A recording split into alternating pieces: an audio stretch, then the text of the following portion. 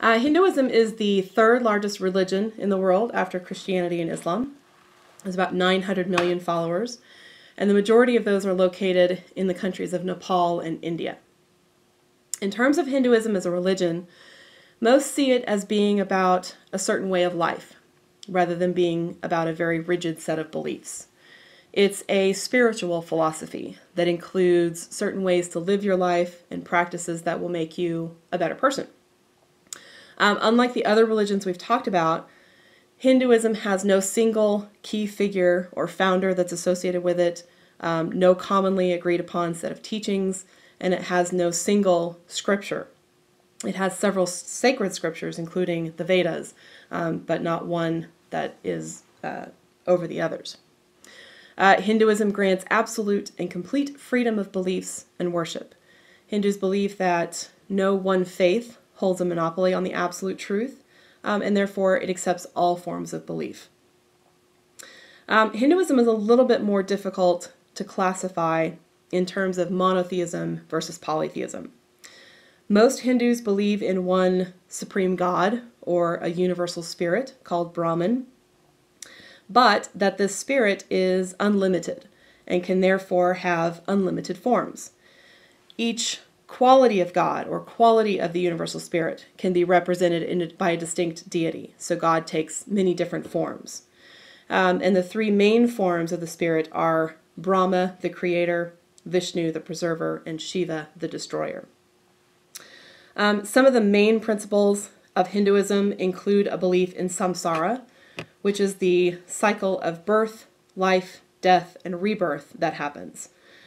So the thought that souls are reincarnated over and over again after death. However, this reincarnation brings about spiritual suffering. The cycle of samsara is controlled by karma. This is the law of cause and effect by which each person creates his or her own destiny by his or her thoughts, words, and actions. It's the idea that your past deeds will affect your current life, and your current deeds will affect your life in the future. So it's best to live a good life so that when you are reincarnated, you will have prosperity in your next life. Ideally, the goal in Hindu life is to achieve the state of moksha, which is the release of one's soul from the cycle of death and rebirth, and therefore a release from the suffering associated with reincarnation.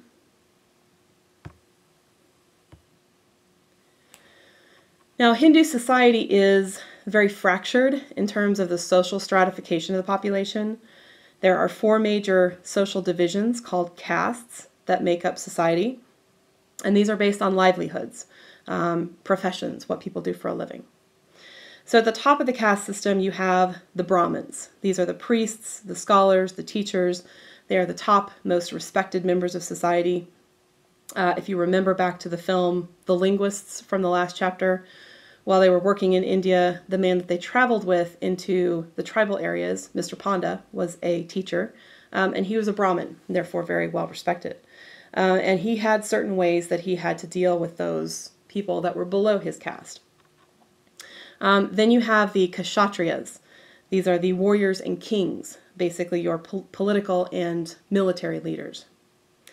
Below them are the Vaishya, the merchants, artisans, and farmers.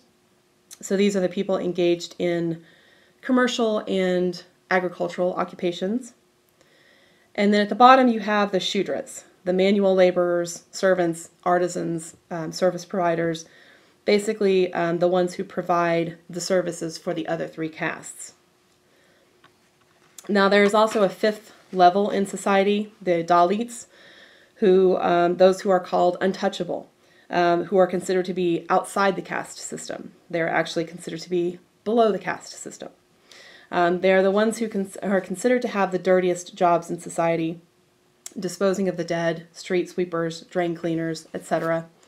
They have the lowest status within Hindu society, and they are often discriminated against. They face extreme social segregation and poverty, and these would include the people in the tribal areas that we saw in the film The Linguists as well.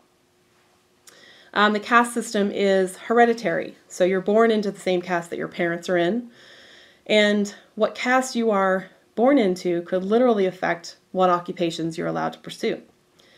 Each group also has very specific rules about how they relate to one another. There are often very strict rules about marriage between castes and the use of public space by members of certain castes as well. Now, the caste system has been officially abolished in India, but it still persists in the way that people relate to one another on a social level. So it's still very present and very present in India. Now, Hinduism was a universalizing religion.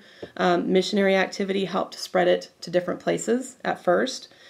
But now it is considered to be more of an ethnic religion, one that you were born into. Conversions to Hinduism are allowed. So it is an ethnic religion. Closely related to Hinduism, we have Buddhism.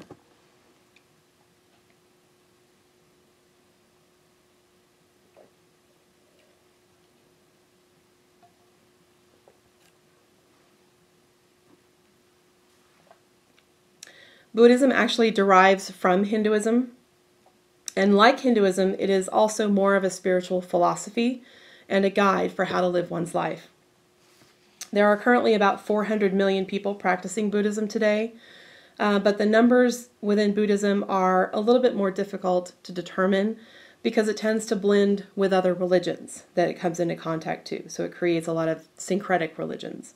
It's especially prevalent today in South and East Asia, places like China, Mongolia, Hong Kong, Taiwan, Singapore, that region of the world. And the religion is based on the teachings of Siddhartha Gautama, who lived during the 6th century BC, and he was raised as a Hindu. He is considered to be the supreme Buddha, and he's also known as the Enlightened One. Buddhists reject the idea of a supreme God or a creator of the universe, believing instead that questions about the creation of the universe are worthless to debate, because there are many more important things that we should focus our attentions on. And just like in Hinduism, there is a belief within Buddhism of reincarnation, the cycle of death and rebirth that causes suffering. And Buddhists seek to attain the state of nirvana, which is the escape from that cycle that leads to a state of enlightenment, sort of the same concept as moksha in Hinduism. In order to achieve nirvana, one must recognize the 4 noble truths within Buddhism.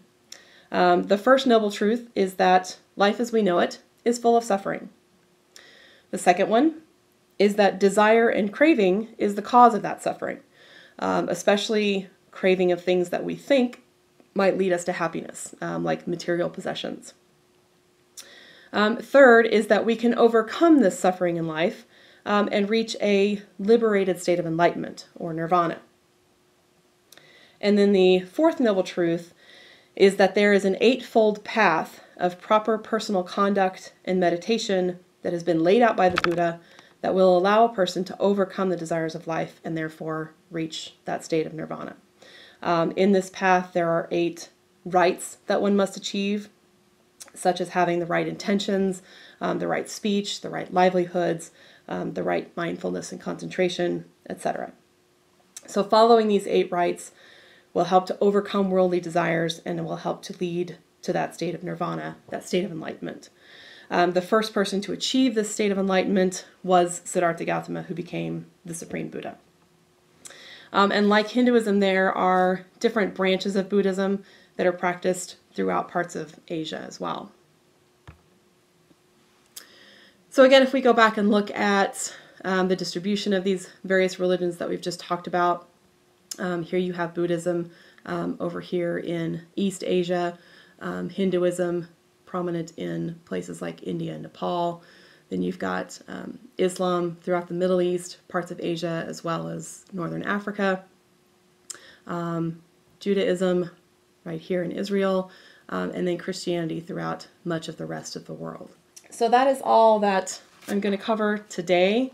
On Tuesday, we will start talking about the diffusion of religions, how these 5 main religions started, where they started, and how they got to where they are today.